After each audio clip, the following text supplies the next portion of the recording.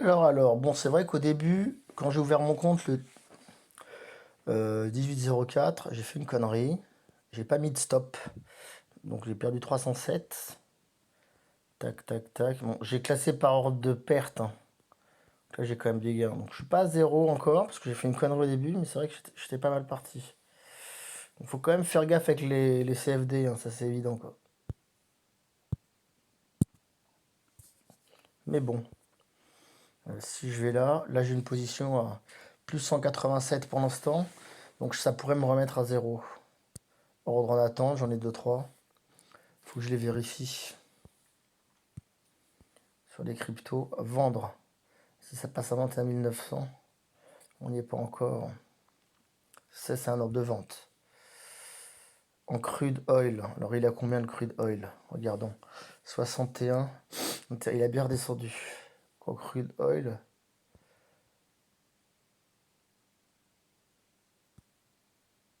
Ah non. Ah non, c'est en Brent, là, je suis con. En crude. 58, 59, 60.5. Ah, il est pas à 60.5.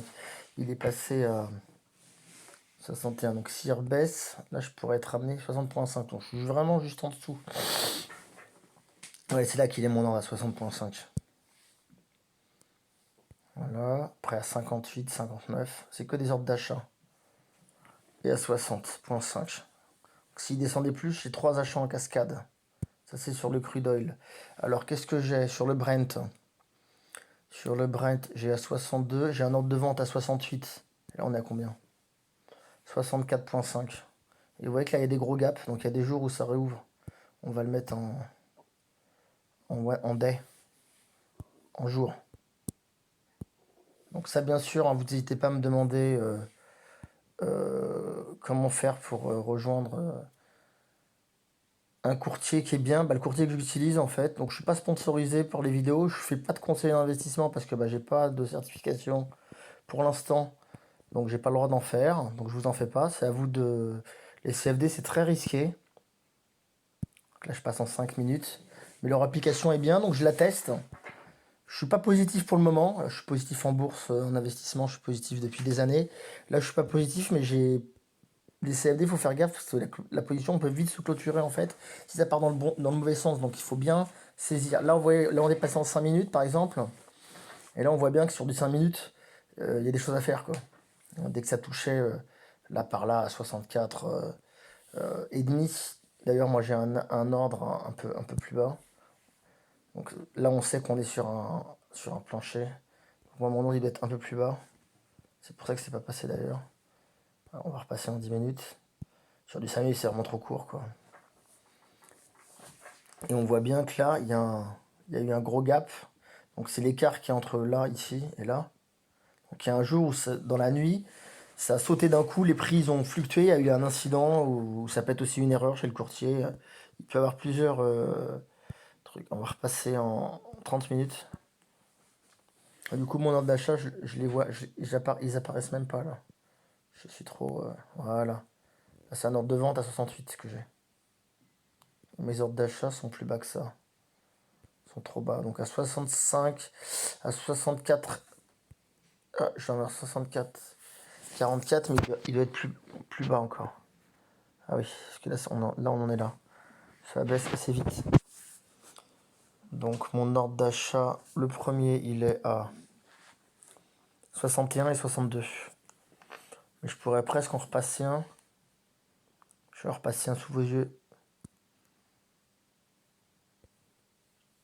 64, alors je vais le passer en 1 heure. Moi, je traite pas sur les courtes périodes parce que j'ai pas que ça à foutre, hein. Bah, n'hésitez pas à laisser un commentaire quand même, hein, me dire ce que vous en pensez. Je peux vous parrainer chez le courtier et vous aurez un tarif privilégié. Moi, je toucherai une commission et vous aurez une réduction ou un bonus. Donc, n'hésitez pas. Donc là, on voit qu'on est quand même pas loin de la ligne où ça tape souvent. Donc, on est à 64 et quelques. Donc là, je pourrais en acheter un petit peu. Parce que ça peut rebondir. Ou si ça rebondit pas, ça peut vraiment aller plus bas. Moi, donc, on voit pas mon ordre parce qu'on est trop, on est trop loin. Donc, j'ai mis un ordre à 68. Voilà. Parce que bah, quand on est au plus haut, il était à 68. Donc, je serais vendeur à 68. Là, on voit bien tous mes ordres. Et je suis racheteur à 62, 61. Mais je pourrais même être acheteur à 60 et demi. Donc là, on se rend vraiment bien compte. C'est sur du 4 heures. Donc moi, je vous conseille quand même de trader sur des périodes au moins d'une heure ou de 4 heures. Parce que sinon, faut rester tout le temps dessus. Mais après, pour des petits trades, ça peut être intéressant de le faire. Donc là, je vais en refaire un, puisqu'on est à 64. Donc je vais en acheter. Je le fais tout de suite. Je vais acheter seulement si il est à 64. Ok. Et l'erreur que j'ai fait, donc mon take profit, je le mets à 70. On peut toujours revenir sur les ordres. Je le mets à 68, au plus haut. Et vous voyez que ça me ferait pas un très très gros gain. Parce que ça monte pas tant que ça. Donc par contre, on peut utiliser. Je peux mettre 40. Je peux mettre baril en fait. Je peux mettre 20. 20 barils. Par exemple. Hop.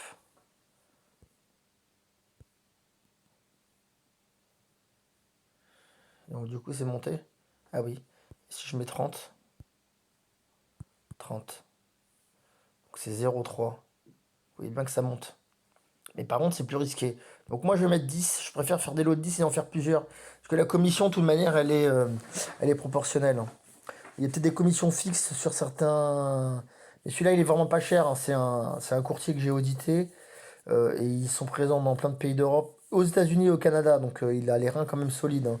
Mais je vous dis de faire votre propre enquête. Donc le take profit, c'est important. Mais le stop loss est très important aussi. Donc ce qu'il faut que je lui mette, hein, si vraiment ça partait pas, donc on a 64. Et donc je vais le mettre à 63. 63,5. Parce que, voilà, donc j'ai un risque de perte de 4 pour un risque de 30. Donc on n'est pas de 1 à 10. Donc voilà, ce qu'il faut, 68, il y montera peut-être pas, je pourrais rectifier. Mais ce que je ferais, c'est que je remonterai mon stop loss quand il sera repassé à un niveau intéressant. Donc je peux faire 63,8. Vous voyez que là, je perdrai 15,60. Là, je peux perdre jusqu'à 8,27. À savoir que si jamais il y a une rupture et que votre prix n'est pas touché, ça ne vend pas. Il va le vendre à un prix plus bas. Mais là, je peux mettre par exemple 63,6. À savoir que là, aujourd'hui, on cote à 64,45. Donc même à 64, presque, 63,8, je perdrais qu'un 65. Donc là, c'est vraiment pour vous montrer ce qu'il en est. Donc là, on voit que le risque est très limité. Par contre, le risque de gain est que de 33. Et il y a quand même peu de chances que sur ce trade-là, ça monte à 68. Mais c'est pour ça que je vais laisser traîner le trade. Et du coup, je n'achète que un lot de 10. Si je fais un lot de 100 par exemple, validé, c'est multiplié par 10. Donc mon risque est multiplié par 10. Donc moi, je ne le fais pas. Surtout que j'ai déjà d'autres ordres en cours. Donc ça, je ne le fais pas. Je préfère m'amuser. Là, je fais ça un peu pour m'amuser. Voilà. Donc c'est un lot de 10. Donc après, pareil, si on met 10 lots, 10 lots, je peux pas. Ah, parce qu'on peut jouer sur le lot aussi.